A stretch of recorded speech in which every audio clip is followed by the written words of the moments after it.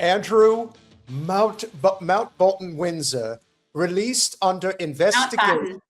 Mountbatten Windsor, released under investigation after arrest. Andrew pictured on Thursday evening as police say searches in Norfolk have ended. So wait, we need to go to the top section of this because it's been updating.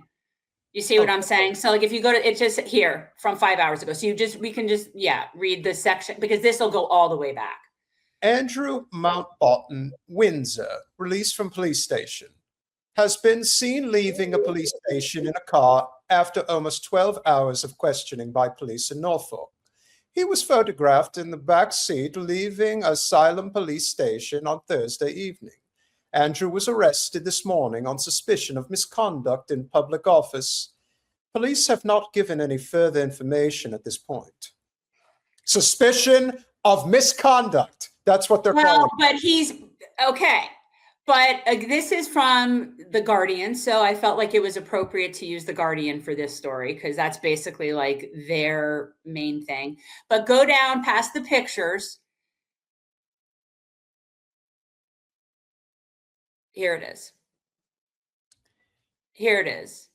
So this section right here. Andrew Mountbatten Windsor was arrested on Thursday morning on suspicion of misconduct in public office by police investigating the former prince's dealings with the convicted child sex offender Jeffrey Epstein. Police had been assessing allegations that Mountbatten Windsor shared sensitive information with Epstein when he was a UK trade envoy. He was released under investigation on Thursday evening, and Thames Valley Police said searches in Norfolk had concluded. King Charles expressed his deepest concern over the arrest of his younger brother, but said the law must take its course, and police had his full and wholehearted support and cooperation. Virginia Giuffre's family said in a statement that Andrew's arrest showed no one is above the law.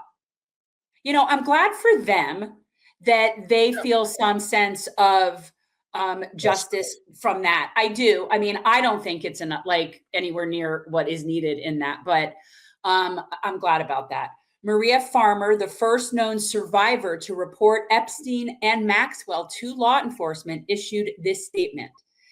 Today is just the beginning of accountability and justice brought forth by Virginia Roberts Giuffre, a young mother who adored her daughter deeply. She fought the most powerful on earth to protect her. She did this for everyone's daughters. Let's now demand all the dominoes of power and corruption begin to fall. Donald Trump told reporters aboard Air Force One that Andrew's arrest was a shame and a very sad thing. He said, I think it's very sad. You want to do it? Okay, right. Peter's got to do it. Okay. I think it's very sad. I think it's so bad for the royal family. It's very, very sad. To me, it's a very sad thing. Trump said King Charles, who is obviously coming to our country very soon, was a fantastic man. Trump went on to say, it's really interesting because nobody used to speak about Epstein when he was alive, but now they speak. But I'm the one that can talk about it because I have been totally exonerated. I did nothing.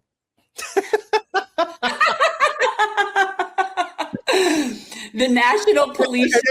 You know what's so funny? And again, this is the thing about human psychology. He's telling on himself. He subconsciously doesn't realize that when he says this, he's admitting guilt. Just like Milikowski being the first person to respond to everything. It's not us. We didn't have anything to do with it.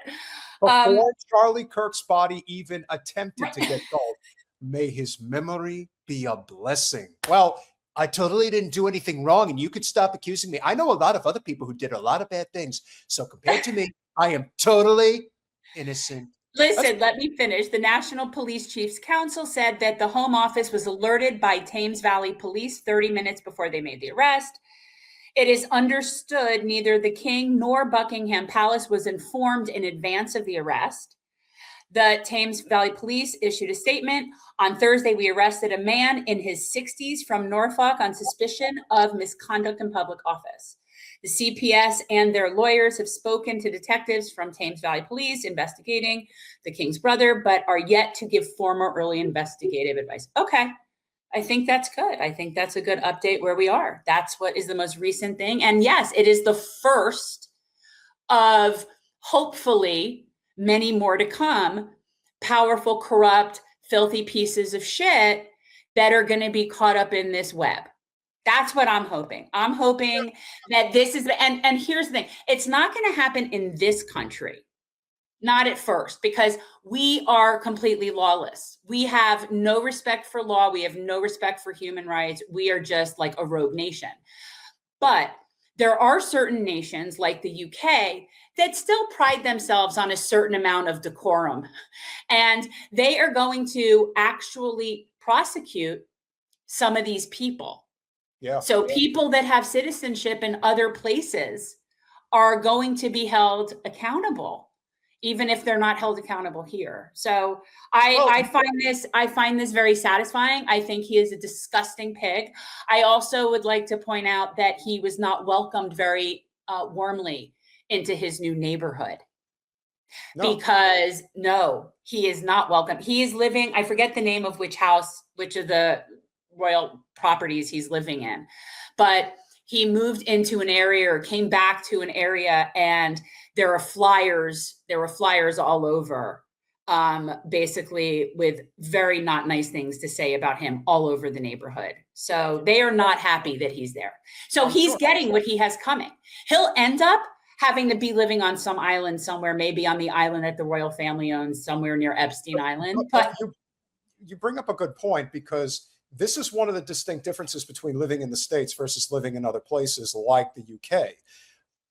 Most people are not absurdly ostentatious when it comes to their living quarters like they are here in the United States.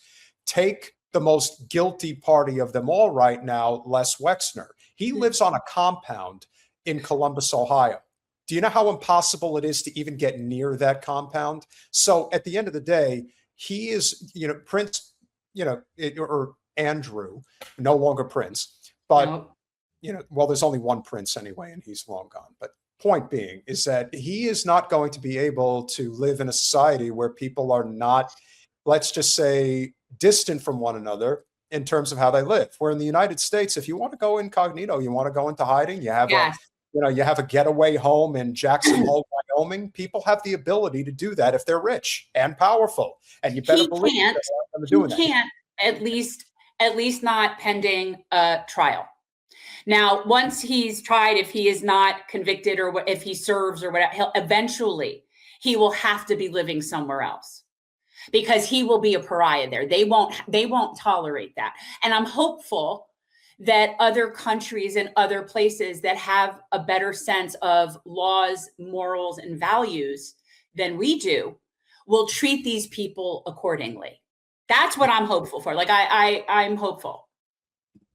Well, as friend of the show, Cherry Cupcake, good to see you. Don't get too excited, Jen. I live in the UK. Oh, I don't think he's necessarily going to jail, but he's going to live his life as a pariah. He's going to be stuck there as a pariah until there's any sort of judicial, outcome. And then he'll either still be there as a pariah or he'll go flee to an island. The sacrificial, maybe it is. But here's the thing. This is an inflection point for humanity right now. People are not going to be satisfied. As far as they're concerned, somebody like Prince Andrew, most people don't give a shit. He is such low-hanging fruit on the totem pole in terms of people that were actually vicious. Let me tell you something. When they go after Barack, that's when you're going to find out just how far this is willing to go and how far people are willing to take it. Because you start going after somebody like Barack, some people might end up, in an oil drum, if you catch my You mean like Virginia Giuffre? Correct. Because he was specifically named by her. Ehud Barak was specifically named by her. Mm-hmm.